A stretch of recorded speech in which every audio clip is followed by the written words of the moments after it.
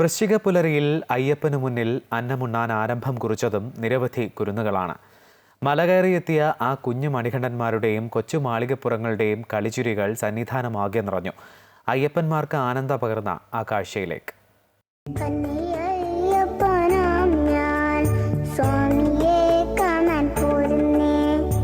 വൃശ്ചികം 1 കുഞ്ഞു മണികണ്ഠൻ ഓംകാർനാഥിന് അരവയസ്സ് തികഞ്ഞു. അരപ്പിറന്നാളിൻ്റെ അന്നു തന്നെ അയ്യപ്പന് മുന്നിലിരുന്നവൻ ആദ്യമായി ചോറുണ്ടു.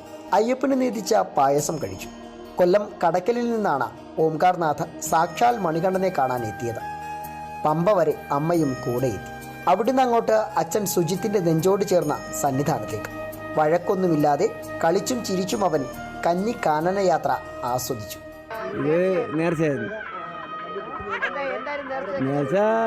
ഇങ്ങനെ കുഞ്ഞിനെ കിട്ടുകയാണെങ്കിൽ 6 മാസം ചോറ് കൊടുത്തേക്കാൻ അയ്യപ്പന് മുമ്പ്.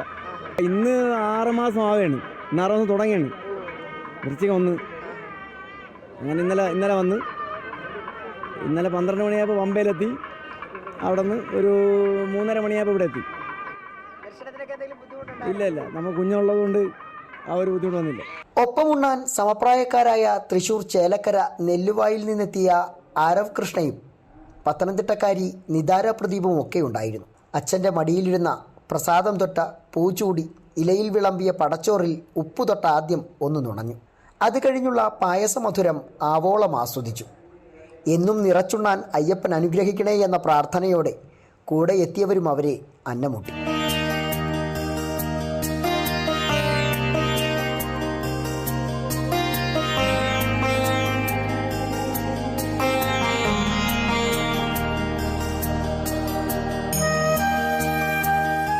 ഇങ്ങനെ അയ്യന് മുന്നിൽ അന്നപ്രാശം നടത്തി അന്നമുണ്ട് തുടങ്ങുകയാണ് ഈ കുരുന്നുകൾ. സന്നിധാനത്ത് നിന്നും ക്യാമറമാൻ സനൽകുമാറിനൊപ്പം സുജിത് സുരേന്ദ്രൻ, അമൃത ന്യൂസ്.